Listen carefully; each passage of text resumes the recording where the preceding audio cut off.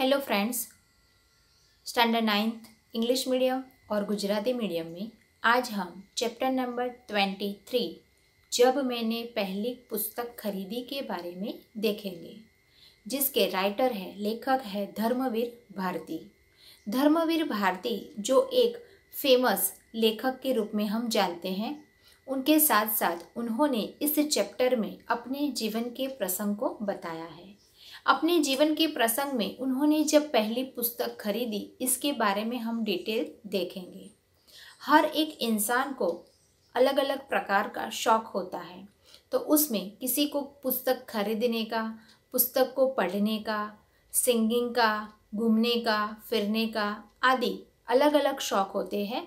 इसमें सबसे ज़्यादा शौक की बात धर्मवीर भारती के बारे में कही जाए तो पुस्तक के बारे में है। सबसे पहले हम धर्मवीर भारती के बारे में थोड़ा बहुत परिचय प्राप्त करेंगे। जन्म सन 1926 ईस्वी और निधन सन 1997 ईस्वी में है। धर्मवीर भारती का जन्म 25 दिसंबर 1926 को इलाहाबाद में हुआ था, यानी कि यूपी में पड़ता है। इलाहाबाद विश्वविद्यालय से उन्होंने एमए पीएचडी की उपाधि प्राप्त की। वहाँ हिंदी विभाग के प्राध्यापक नियुक्त हुए, यानी कि हिंदी डिपार्टमेंट में वो प्राध्यापक थे। सन 1960 से 1988 तक धर्मयुग जैसे प्रतिष्ठित साप्ताहिक का संपादन कार्य किया। उन्होंने देश विदेश की यात्राएं की थी। भारत सरकार ने उन्हें पद्मश्री से सम्मानित किया था और साहित्य सेवा के लिए व्यास सम्मान से अलंकृत किया गया था। यानी कि उन्होंने देश विदेश में यात्रा यानी घूमने गए थे। भारत सरकार द्वारा, गवर्नमेंट द्वारा उनको सम्मानित किया गया था पद्मश्री द्वारा। और साहित्य सेवा यानी कि साहित्य लिखना और जो सब पढ़ते हैं वो एक प्रकार की सेवा मानी जाती है। उसके लिए व्यास सम्मान से उनको सम्मानित, अलंकृत माने की सम्मानित किया गया था। धर्मवीर भारती नई कविता के श्रेष्ठ कवि, उपन्यासकार, कहानीकार और निबंधकार थे। यानी वो कविता भी लिखते थे और श्रेष्ठ कवि थे, उपन्यास भी लिखते थे, स्टोरी यानी कि कहानीकार थे और निबंधकार भी थे। अंधाधुन, कनुप्रिया, 7 गीत वर्ष, ठंडा लोहा उनके काव्य संग्रह है। काव्य नाटक अंधाधुन उनकी सर्वश्रेष्ठ रचना है। गुनाहों के देवता, सूरज का 7वां घोड़ा तथा 11 स्वप्नों का देश उनके प्रमुख उपन्यास है। गुल की बन्नो, बंद गली की का आखिरी मकान आदि कहानियों का हिंदी की नई कहानी में विशिष्ट स्थान है। ठेले पर हिमालय और पश्यति उनके निबंध संग्रह है। ये उनका परिचय हुआ। अब हम चैप्टर को डिटेल में देखेंगे। प्रस्तुत संस्मरण द्वारा धर्मवीर भारती ने अपने बचपन के दिनों की बातों को हमारे सामने रखा है। हर एक बच्चा जब बड़ा हो जाता है तो उनके जीवन में कुछ न कुछ प्रसंग ऐसे होते हैं जो हमेशा के लिए उनके संस्मरण यानी कि यादों में होता है। तो धर्मवीर भारती को भी ये संस्मरण उनकी याद में, उनके बचपन की जो बात थी वो इन दिनों की बात उन्होंने हमारे सामने रखी है। उनका बचपन गरीबी में बीता था, यानी कि वो बचपन से गरीब थे। उनका फैमिली बहुत गरीबी में बीता था, इसलिए उन्होंने ज़्यादा गरीबी देखी थी। लेकिन उनको पढ़ने का बड़ा शौक था। ये भी एक विशेष बात है कि वो गरीब होने के बाद भी उनके मन में पढ़ने के लिए शौक था। स्कूल में से इनाम में 2 किताबें मिली तो पिताजी ने अपनी अलमारी में जगह देकर लेखक के लिए अपनी लाइब्रेरी बना दी।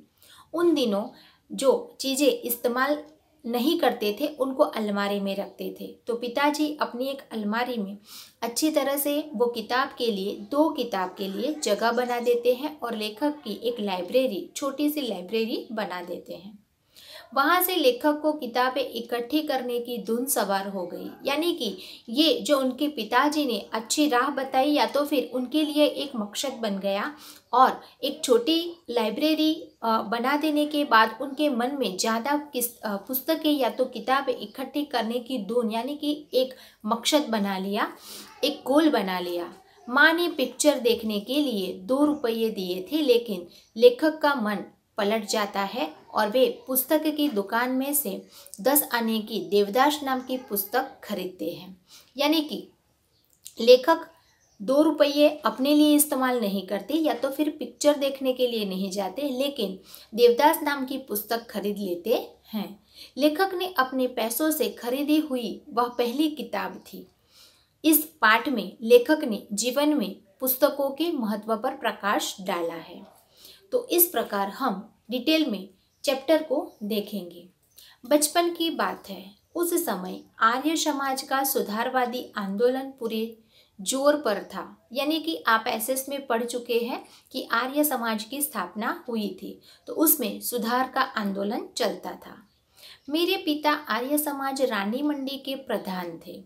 माँ ने स्त्री शिक्षा के लिए आदर्श कन्या पाठशाला की स्थापना की थी। यानी धर्मवीर भारती के जो पिता थे आर्य समाज रानी मंडी के प्रधान थे, यानी कि मेन व्यक्ति थे, और माँ जो एक स्त्री शिक्षा पर काम करती थी और आदर्श कन्या पाठशाला की स्थापना की थी। पिता की अच्छी खासी सरकारी नौकरी थी। बर्मा रोड जब बन रही थी तब बहुत कमाया था उन्होंने। यानी कि ऐसी गवर्नमेंट जॉब थी, अच्छी खासी जॉब थी, और जब रोड बनता था तब बहुत से ऊपर की कमाई का उन्होंने पैसे कमा लिए थे। लेकिन मेरे जन्म के पहले ही गांधी जी के आह्वान पर उन्होंने सरकारी नौकरी छोड़ दी थी। यानी कि धर्मवीर भारती के पिता सरकारी जॉब करते थे, लेकिन धर्मवीर भारती के जन्म के पहले गांधी जी के आह्वान के कारण उन्होंने सरकारी नौकरी छोड़ दी थी। हम लोग बड़े आर्थिक कष्टों से गुजर रहे थे, फिर भी घर में नियमित पत्र पत्रिकाएं आती थी। आर्य मित्र, साप्ताहिक, वेदोदय, सरस्वती, गृहिणी और 2 बाल पत्रिकाएं खास मेरे लिए, बाल सखा और चमचम। यानी कि उस समय उनकी घर की स्थिति अच्छी नहीं थी, लेकिन लेखक को पढ़ने का शौक था, इसलिए नियमित रूप से हर रोज डेली पत्र पत्रिकाएं आती थी। उनके नाम इस प्रकार हैं: आर्य मित्र, साप्ताहिक, वेदोदय, सरस्वती, गृहिणी, और 2 बाल पत्रिकाएं खास लेखक के लिए लाई जाती थी, जो थी बाल सखा और चमचम। उनमें होती थी परियों की, राजकुमारों, दानवों और सुंदर राजकन्याओं की कहानियाँ और रेखा चित्र। यानी कि चित्र के साथ ऐसी अच्छी कहानियाँ पढ़ने का उनको बहुत अच्छा लगता था। मुझे पढ़ने की चाह लग गई, हर समय पढ़ता रहा। खाना खाते समय थाली के पास पत्रिकाएं रखता पढ़ता। यानी कि इतना शौक था कि वो खाना खाते वक्त भी वो पत्रिकाएं पढ़ते रहते थे। अपनी दोनों पत्रिकाओं के अलावा भी सरस्वती और आर्यमित्र पढ़ने की कोशिश करता। घर में पुस्तकें भी थी, उपनिषदें और उनकी हिंदी अनुवाद सत्यार्थ प्रकाश के खंडन मंडन वाले अध्याय पूरी तरह समझ में नहीं आता था, पर पढ़ने से उनको मजा आता था। यानी कि उनकी उम्र से ज़्यादा ज्ञान वाली वो पुस्तकें पढ़ते थे। शायद उनको समझ में न आए, फिर भी वो पढ़ने का प्रयत्न करते थे और उनको मजा भी आता था। सत्य प्रकाश कुछ ऐसी ही पुस्तक थी जिसमें अलग अलग प्रकार के खंडन यानी कि पार्ट बनाए हुए थे। अध्याय पूरी तरह से समझ में नहीं आता था, लेकिन फिर भी उनको पढ़ने को अच्छा लगता था। मेरी प्रिय पुस्तक थी स्वामी दयानंद की एक जीवनी, रोचक शैली में लिखी हुई, अनेक चित्रों से सुसज्जित। यानी कि वो पुस्तक ऐसी थी जिसमें दयानंद सरस्वती की जीवन के बारे में थी, रोचक शैली में लिखी हुई थी और चित्रों के सहित थी। वैसे छोटे बच्चे जब होते हैं उनको चित्रों के साथ पढ़ना अच्छा लगता था, तो धर्मवीर भारती भी जो स्वामी दयानंद की जीवनी पर पुस्तक पढ़ते थे उनमें चित्र सहित वो पुस्तक थी। वे तत्कालीन पाखंडों के विरुद्ध अदम्य साहस दिखाने वाले अद्भुत व्यक्तित्व थे। यानी दयानंद सरस्वती का नाम भी बच्चों आपने सुना होगा, उसमें भी कुछ ऐसी ही कहानी है कि वो एक तत्कालीन पाखंड यानी कि उनका विरोध करते थे, साहस दिखाने वाले एक अद्भुत व्यक्तित्व धराते थे। कितनी ही रोमांचक घटनाएं थी उनके जीवन की जो मुझे बहुत प्रभावित करती थी। यानी कि हर एक बच्चा हर एक बड़े व्यक्ति को देखकर उनसे प्रभावित होता है और उनके जैसे बनने का प्रयत्न करता है। तो इसमें भी दयानंद सरस्वती की रोमांचक घटनाएं पढ़कर वो लेखक धर्मवीर भारती प्रभावित होते थे उनके जीवन को लेकर। चूहे को भगवान का मीठा खाते देखकर मान लेना कि प्रतिमाएं भगवान नहीं होती, घर छोड़कर भाग जाना, तमाम तीर्थों, जंगलों, गुफाओं, हिम शिखरों पर साधुओं के बीच घूमना और हर जगह इसकी तलाश करना कि भगवान क्या है, सत्य क्या है, जो भी समाज विरोधी, मनुष्य विरोधी मूल्य है, रूढ़ियाँ हैं, उनका खंडन करना और अंत में अपने हत्यारे को क्षमा कर उसे सहारा देना, यह सब मेरे बाल मन को बहुत रोमांचित करता। यानी कि बच्चा जब छोटा होता है तो उसको मालूम नहीं होता कि भगवान या ईश्वर क्या है। हम जब भी भगवान को भोग लगाते हैं तो हम मान लेते हैं कि प्रतिमा यानी कि उनकी जो मूर्ति है वो क्या करती है, वो प्रसाद को या तो मीठा जो होता है वो भगवान खा जाते हैं। वो उनके बाल मन को बहुत ही रोमांचित करता था। उनके मन में अलग अलग प्रकार के प्रश्न होते थे कि सब अलग अलग तीर्थ पर जाना, जंगल में घूमना, गुफाओं पर जाना, हिम शिखर पर जाना, साधुओं के बीच घूमना फिरना रहना और भगवान को ढूंढना, तलाश करना कि भगवान क्या है, सत्य क्या है। इस सारी बातों को वो बहुत ही बालमन यानी कि बहुत छोटे थे और उनके मन को बहुत रोमांचित करता था। उनके मन में बहुत सारे प्रश्न भी जागते थे। माँ स्कूली पढ़ाई पर जोर देती, चिंतित रहती कि लड़का कक्षा की किताबें नहीं पढ़ता, पास कैसे होगा। यानी कि हर एक माँ को अपने बच्चे का बहुत ज़्यादा ख्याल होता है या तो वो चिंतित रहती है। धर्मवीर भारती अपनी जो पाठ्य पुस्तक थी वो नहीं पढ़ते थे और इसके अलावा सब पुस्तकें पढ़ते थे। इसलिए हमेशा माँ को ये टेंशन रहता था, चिंता रहती थी कि लड़का कक्षा की किताब नहीं पढ़ेगा तो पास किस प्रकार होगा। कहीं खुद साधु बनकर फिर से भाग गया तो पिता कहते जीवन में यही पढ़ाई काम आएगी, पढ़ने दो। यानी कि पिता को यह डर नहीं था कि बच्चा नहीं पढ़ेगा, क्योंकि इतर जो पुस्तकें थी वो पढ़ाई करने से ज्ञान बढ़ता है, ये पिताजी जानते थे। इसलिए कहते थे कि उसकी पढ़ाई ये काम में आएगी।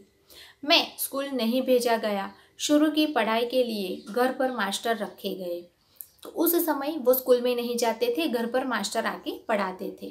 पिता नहीं चाहते थे कि नासमझ उम्र में मैं गलत संगति में पढ़कर गाली गलौज सीखूं, बुरे संस्कार ग्रहण करूं। यानी कि जब वो स्कूल में जाते अलग अलग प्रकार के बच्चे उन्हें मिलते, उनके साथ गलत संगति यानी कि बुरी आदतों उसमें डाले, फिर गाली सीख जाए, बुरे संस्कार आ जाए और किसी में से बुरे संस्कार को मैं ग्रहण करूं। इसलिए मास्टर जी घर पर आके मुझे पढ़ाते थे, मैं स्कूल में नहीं जाता था। अतः स्कूल में मेरा नाम लिखाया गया जब मैं कक्षा 2 तक की पढ़ाई घर पर कर चुका था। यानी कि थोड़े बहुत वो समझदार हो गए तब जाकर उन्हें स्कूल में भेजा गया था। तीसरे दर्जे में भर्ती हुआ, यानी तीसरी क्लास में वो गए। उस दिन शाम को पिता उंगली पकड़कर मुझे घुमाने ले गए। लोकनाथ की एक दुकान से ताजा अनार का शरबत मिट्टी के कुल्हड़ में पिलाया और सर पर हाथ रखकर बोले। यानी कि उस समय जब भी शरबत अब हम जो कांच का प्याला या कांच की चीज़ें का इस्तेमाल करते थे, उस समय मिट्टी की चीज़ें थी।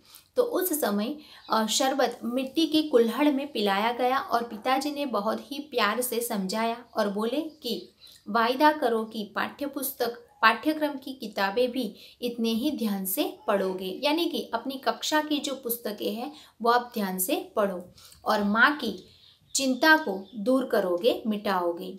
उनका आशीर्वाद था या मेरा भी जी तोड़ परिश्रम कि तीसरे चौथे में मेरे अच्छे नंबर आए और 5वें दर्जे में तो मैं फर्स्ट आया। यानी कि तीसरी कक्षा और चौथी कक्षा में अच्छे नंबर से वो पास हो गए और 5वीं कक्षा में तो वो क्लास में फर्स्ट आए।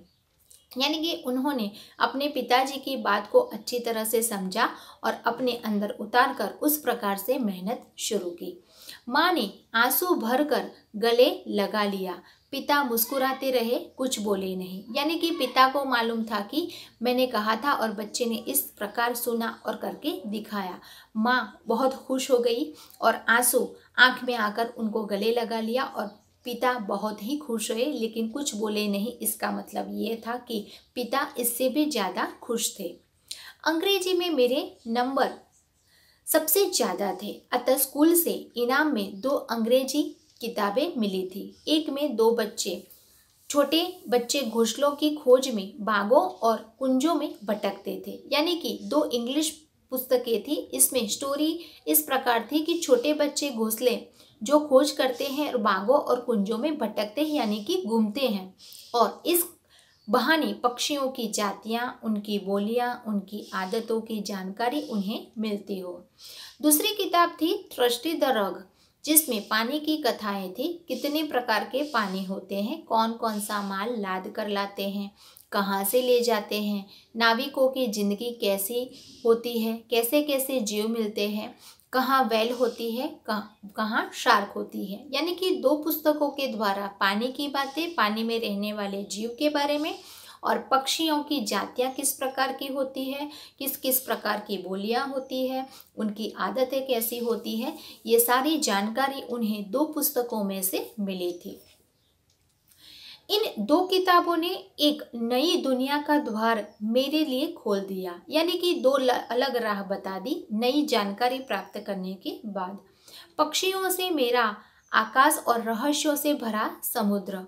पिता ने अलमारी के एक खाने में अपनी चीजें हटाकर जगह बनाई और मेरी दोनों किताबें उस खाने में रख कर कहा, आज से यह खाना तुम्हारी अपनी किताबों का, यह तुम्हारी लाइब्रेरी है। यहाँ से आरंभ हुई उस बच्चे की लाइब्रेरी।